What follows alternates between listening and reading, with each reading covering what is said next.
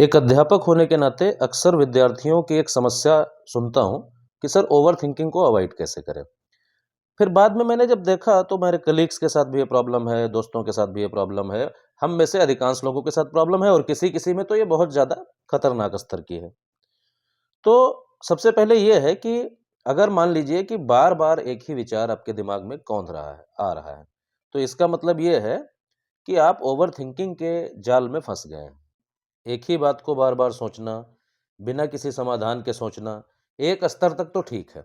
लेकिन जब ये सोच डर, कल्पना और पछतावे में तब्दील हो जाए, तो यहीं से समस्या शुरू हो जाती है। तो सबसे पहले हम ये जानेंगे कि ओवरथिंकिंग के नुकसान क्या हैं। सबसे पहली बात तो ये है कि ओवरथिंकिंग से आपके एंग्ज़ायटी लेवल बहुत ज़्यादा बढ़ जाएगा, बेचैन रहने लगेंगे। छोटी-छोटी बातें जो है पहाड़ जैसी लगने लगती हैं। आत्मविश्वास टूटने लगता है, नए डिसीजन लेने में डर लगने लगता है और सबसे बड़ी बात कि हम वर्तमान में जीना भूलने लगते हैं या भूल जाते हैं। अगला क्वेश्चन कि ओवरथिंकिंग होती क्यों है? सबसे पहला कारण है कि फ्यूचर की अनसर्टेनिटीज, फ्यूचर का डर, फ्यूचर का भय कि भविष्य में क्या होगा। दूसरा पास्ट की गलतियां या फिर पास्ट के अच्छे बुरे खट्टे मीठे अनुभव। कई लोगों को चाइल्डहुड ट्रॉमा होता है, तो ये भी एक बहुत बड़ा कारण है।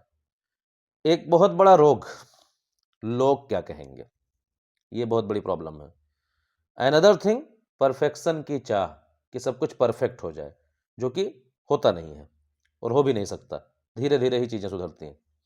सब कुछ अपने कंट्रोल में करने की चाहत कि सब कुछ हमारे हिसाब से चले, वो भी पॉसिबल नहीं है। अब समझेंगे कि ओवरथिंकिंग को रोकने के प्रैक्टिकल तरीके क्या हो सकते हैं। सबसे पहला तरीका यह है कि पहले तो ये डिसाइड करें कि हमारे कंट्रोल में क्या है और क्या नहीं है।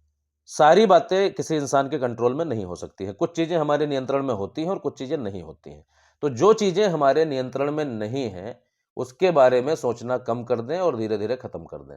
और जो चीज़ें हम कर सकते हैं, उनके बारे में पॉजिटिवली सोचें। नंबर 2, सिर्फ सोचना नहीं है, बल्कि एक्शन लेना है। सिर्फ सोचिए मत, एक्ट कीजिए। एलोन मस्क का एक कथन है कि एनालाइज फास्ट, डिसाइड फास्टर।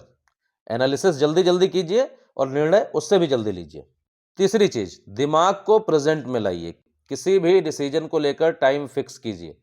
अगर आपको कुछ खरीदना है, फॉर एग्जांपल कि आपको कुछ खरीदना है, तो अपना बजट देखिए। मान लीजिए आपको कोई फोन खरीदना है, तो पहले सबसे पहली चीज है आप अपना बजट देखिए। उसके बाद डिसाइड कीजिए कि खरीदना है या नहीं। हाँ, उसके लिए बेशक आप 1 दिन का, 2 दिन का, 3 दिन का समय ले सकते हैं, लेकिन ये टाइम डिसाइड कर लीजिए पहले कि हमें 3 दिन के अंदर डिसाइड करना है कि ये चीज़ हमें खरीदनी है कि नहीं खरीदनी है। उतने दिन में सारे प्रोज़ एंड कॉन्स को आपको देख लेना है कि इससे हमारी बजट पे क्या फ़र्क पड़ेगा, हमारी इकोनॉमिक्स पे क्या फ़र्क पड़ेगा, कंफर्टेबल है या नहीं है, जो कुछ भी है, और आपको कंक्लूज़न पे पहुँच जाना है।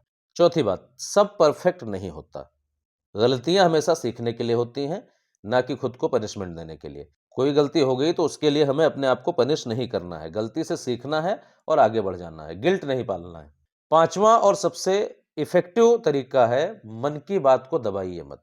जो मन में आए, कागज़ पर उतार दें, उसको लिखें, मन हल्का हो जाएगा। डायरी आपके पास होनी चाहिए, या डायरी नहीं है तो कोई भी नोटबुक चलेगी, उसमें डेट वाइज़ आप चीज़ों को लिखिए। अपने टारगेट्स लिखिए, प्रॉब्लम्स लिखिए, सारी चीज़ें लिखिए। लिखने से काफ़ी समाधान मिलता है। और अगर आप रिटन गोल के साथ काम करते हैं तो वो ओवरथिंकिंग को कम करने में भी मदद करेगा। एक बात और जोड़ना चाहूँगा कि ओवरथिंकिंग काम को टालने के लिए आपके दिमाग का बनाया हुआ एक बहाना भी हो सकता है, कि किसी काम के बारे में इतना सोच लो कि फिर वो शुरुआत कर ही ना पाओ। ऐसा होता है, बहुत बार होता है कि आप शुरुआत कर ही ना पाओ, इतना ज़्यादा ओवरथिंकिंग कर लिया कि शुरुआत हो ही नहीं पाई। तो भाई जो होगा देखा जाएगा, लेकिन आज जो है उसे खराब नहीं करना है, उस पे प्रॉपर काम करना है। तो आखिरी में एक बोनस टिप और दूंगा।